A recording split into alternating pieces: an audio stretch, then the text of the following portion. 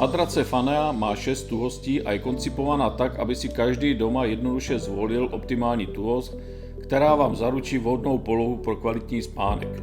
Pocitově má každý rád jinou tuhost, někdo preferuje tvrdší provedení a jiný zase měkkou variantu. Nejdůležitější je zvolit pocitově příjemnou tuhost, ale hlavně musí být ideální zvolená pro celé tělo, takzvaně aby záda nebolela, a to při zkoušení nebo při koupě na internetu nezajistíte. Jádro matrace tvoří dvě nelepené vrstvy, jedna strana je z tvrdší pěny, druhá měkčí. Na jádro jsou přidány dvě pěnové desky, také s jinými tuhostmi, které můžete libovolně kombinovat, až docílíte nejvhodnější tuhosti. V budoucnu může ale dojít ke změně vaší váhy.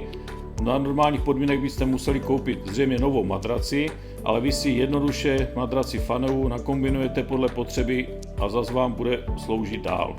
Co může způsobovat nevhodná zvolená tuhost matrace? Určitě dochází k častějšímu buzení, přerušování fáze spánku a následně může docházet k vážným zdravotním problémům. Časem může docházet k velkým bolestím zad, kloubů a jiné.